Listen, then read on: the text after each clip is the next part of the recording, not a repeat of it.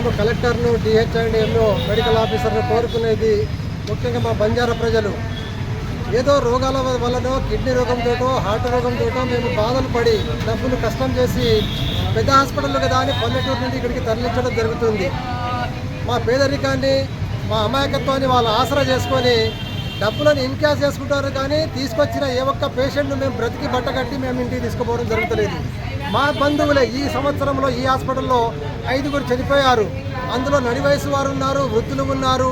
పాపం ఈ పిల్లవాడైతే చిన్నపిల్లవాడు 13 సంవత్సరాలు నిన్న ఈ టైం వరకు హాస్పిటల్కి రాలేదు. అప్పటికి అతనికి శ్వాస ఆడుతుంది, కదులుతున్నాడు, ఆరోగ్యంగా ఉన్నాడు. 13 ఏళ్ల పిల్లాడు మంచిగా కదులుతుండు, మాతోటి మాట్లాడుతున్నాడు. ఇందులో ముఖ్యంగా పిల్లలకు కావలసిన స్పెషాలిటీస్ ఉందా లేదా అనేది కూడా మనకు తెలియదు. మేము కలెక్టర్ను కోరుకునేది ఈ హాస్పిటల్ మీద వారు మెడికల్ అఫీషియల్గా వారు ఎంక్వైరీ పెట్టాలి. ఇందులో ఉన్న డాక్టర్లందరూ ఒరిజినల్లా కాదా, వాళ్ళు మామూలుగా ఆర్ఎంపీ పట్ట పొందారా, ఏదైనా యూనివర్సిటీలో వాళ్ళు డాక్టరేట్ చేశారా కాదా అనేది మా అనుమానం. ఎందుకంటే శవాలను మోసుకోపోతా అంటే మాకు ఇప్పుడు ఈ హాస్పిటల్ మీద అనుమానానికి దారితీస్తుంది.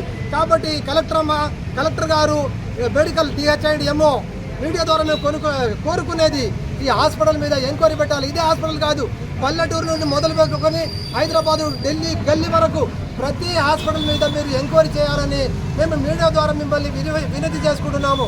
ఎందుకంటే కాయ కష్టం చేసి మేము సంపాదన చేసుకునేదంతా హాస్పిటల్ పాలవుతుంది. మా బంజారా ప్రజలు ముఖ్యంగా అప్పుల పాలవుతున్నారు.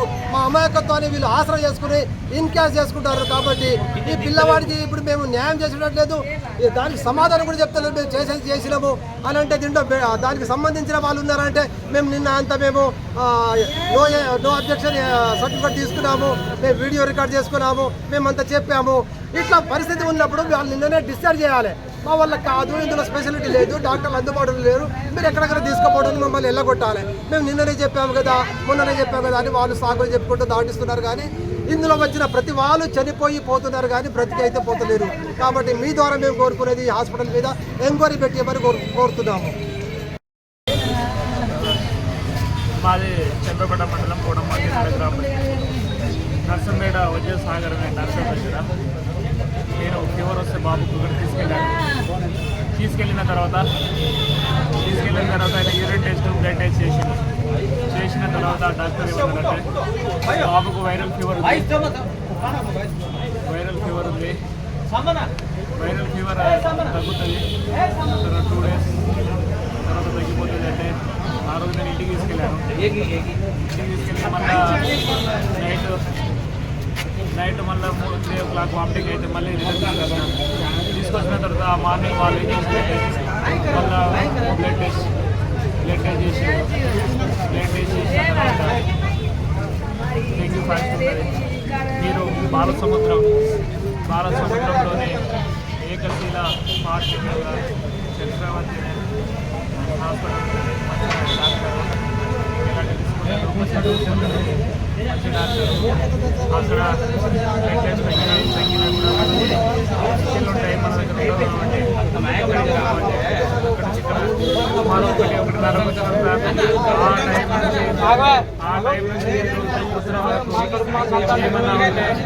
నా చేతుల సిక్కులిస్తాలు, డిప్రెషన్ ఉప్పుమంటాలు, ఫార్మసీ ఉప్పుమంటాలు, నైట్ కడుపు నొప్పి ఉన్నదని ఎంత మొత్తుకున్నా బాబు సిస్టర్ డాక్టర్ నన్ను కాపాడండి, నా నొప్పి తగ్గుతలేదు, ఇది అది అని మనం ఎంత మొత్తుకున్నా ఆ నొప్పి కోసం వాళ్ళు హెవీ డోస్ వేసేసి మా బాబును అన్యాయంగా చెప్పేదంత అన్యాయంగా డాక్టర్ దానికి నిర్లక్ష్యం. రాత్రే కనుక వాళ్ళు బాబు కండిషన్ చూసి మీరు మంచి కార్పొరేటర్ హాస్పిటల్కి తీసుకెళ్ళండి, మీ బాబు కండిషన్ బాగులేదంటే వెంటిలేటర్ మీద నేను హైదరాబాద్ లాంటి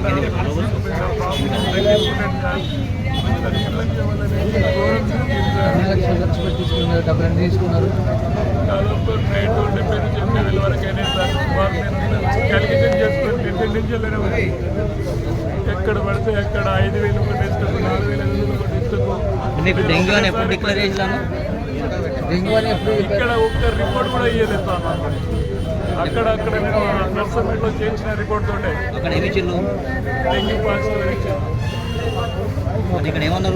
ఇక్కడ నేను రిపోర్ట్ అడుగుతా ఉంటే పొద్దున 5:30 వరకు అసలు ఏం ప్రాబ్లం, ఏం జరుగుతుంది, కడుపులో ఎందుకు నొప్పి జరుగుతుంది, మీరు దాదాపు మధ్యాహ్నం 1 నుంచి పొద్దున 6 వరకు మీరు ట్రీట్మెంట్ చేసేది కదా, కొంతైనా మార్పు ఉండాలి కదా, స్టమక్ పెయిన్ అయినా తగ్గాలి, లేకపోతే వామిటింగ్స్ అయినా తగ్గాలి.